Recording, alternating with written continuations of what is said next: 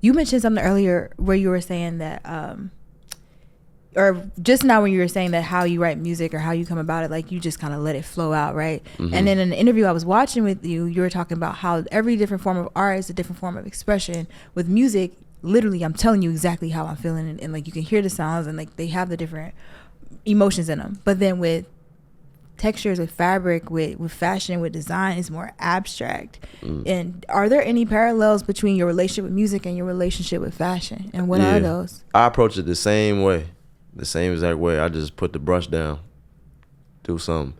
Because my friend Dominique Mills, that's who I started like painting on clothes with. He's the first one who was like, yo, paint on that junk.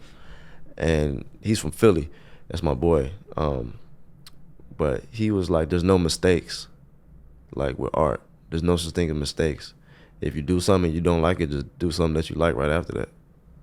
And so I like that. I just approach, I approach my shirts, I approach my pants, everything. Like everything I make is just like a song. Like you do something, then you add on to it, then you just keep adding on to it, and then eventually, like, cause it's like you gotta move though. If you're not in motion, then you're not gonna really understand like where you want to go. It's not gonna flow out. Oh, that's real. You know what I'm saying? Like, put the brush down. If you don't like something, just do something you like right after. Yeah, just put something on the fabric, and then whatever That's comes. facts. Cause it's like it's the same thing with music. Like, just whatever comes to your mind, just put it on the song.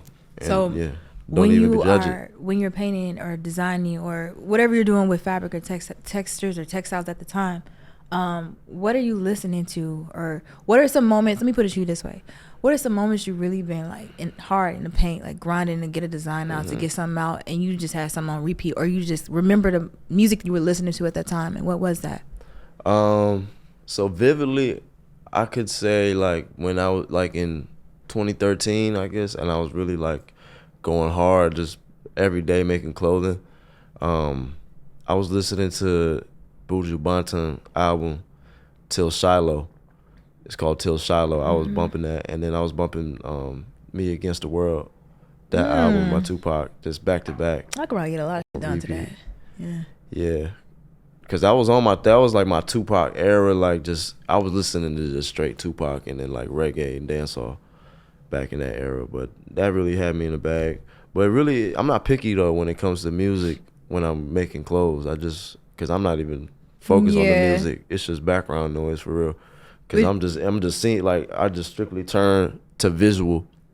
I'm not really hearing what nobody's saying. People could be talking to me. I'm not gonna like my ears. I just pretty much go deaf. Like when I'm interesting. I'm not even listening to what nobody's saying or like anything like that. I'm just locked in on that through the eyes and the hands. Because when you're playing it, it's from a speaker or something in the room, right? Mm-hmm. All right, not necessarily. I don't ever really listen to music in headphones. Oh my God, you should. Like, you know how I'm talking to you in headphones right now? Yeah. It feels a lot different if we take these off, and I'm like, you know what I mean? I mean, I do when I'm making it. Like when I'm making it, but like, I do need to get some headphones. Get you some headphones. I holla at Bose or something. Get like you some that. headphones. Something Drea would do if I were you, I would, and this is me trying to put myself in the fashion designer's shoes. Because of my connection with music, I would probably listen to music in my headphones, or at least have the vibrations of music in my headphones, then put that brush down. Or then, you know what I mean? Because that feeds me. But maybe one day you make a playlist and you're like, no, you know what? I have done that. Yes. I have done that because I was writing, I would listen to beats when I made some of my early work. And like you might be able to scroll in like my tag posts on Instagram and see like I used to write my lyrics on jackets and on stuff like before I even make the song. So like some people write on the pen in the past. Sometimes I would just write lyrics. I'll be listening to beats and I would just be writing lyrics as beat. Yeah.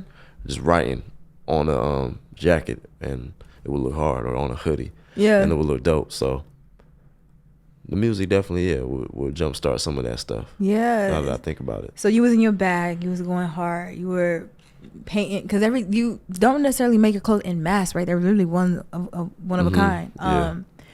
Talk about kind of like your brink in fashion and like I would say years 20, was it 15 maybe? When was your first breakout in fashion? Fashion probably like 2012.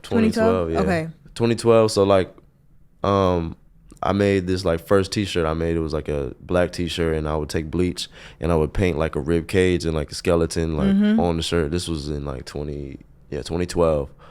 And this is when Instagram was new. I just put a whole bunch of hashtags, and then I just kept posting my stuff. I would model it. I would have my homies model it. And I would wear it every time I go to New York, every time I go to a concert or a party or an event. I would go. Yeah. Yeah, and then I would just market it like that. And then I sold out those shirts. Just people on the internet, people who see me on the street, they would buy it. A lot of people still have those. And then I would just keep dropping stuff. But that like blueprint for me was like how I kept doing it, because it was so cheap, because I would just buy blanks and then I would just paint on it or bleach stuff or like just do it by hand. And it was just like, that's how I would add my value, just putting my own just my own artistic. Yeah, it's your own energy on it. Yeah, it's your energy. Literally, it, yeah. Everything about what you make is your energy. So. But yeah, so I think that year, then Teyana Taylor wore my shirt to the club. That's what I was getting with at. Iman Shumpert wore it too, before they was even together. Yeah. And then that's funny. Yeah, I gave my shirts to a whole bunch of people. I gave shirts to. I used to just pull up on like album signings and just give people my shirts, tell them like I'm next up, I'm creative, I'm this, that. And like I done met so many people who I ran into again. Like I remember chasing down Virgil down like to every party, just like yo, yo, I got some shirts. Yo, now you working with him. And then just giving him, and like I remember running down on like Big Sean at like an album signing, and then Pusha T and Teyana Taylor. Teyana Taylor was like the only one who like put it on though the same day. Went to the club. And she wore it that night, right? Yep, yeah. She wore it that same night. So, you know, that was dope. That's what. I feel like I remember those images because no one was wearing like that back then. It was doing something on Tumblr, I think. Too. Yes, I was a Tumblr girl for sure. Yeah, it was on Tumblr because I just remember like we would be accidentally going viral on Tumblr too. We were just on the street just dressing. You know, we was into dressing, but making our own stuff. And back then we had to get really creative with how we dressed because we didn't have thousands of dollars to spend on outfits and stuff like that. We was just like going to thrift stores and then buying stuff, repurposing it. Like I would stitch up, I would tailor some of my clothes myself on the sewing machine, or I would like if I seen something that I liked but I wanted to cut something out and then sew something back on or paint over it, I would do that. And then it was like a DIY era. Do it yourself. DIY era, it sure was. Back before YouTube tutorials became a thing. Yeah. We were just doing stuff. And then, photographers would be catching us on the street, fashion week, fashion night out, stuff like that. And then we would just be going viral by accident. So I guess that's how a lot of people recognize me from just being fresh. I always been into clothes and like dressing. So that's just something that I had a natural like aptitude for. And then I guess people started recognizing that. But yeah. That's what that was.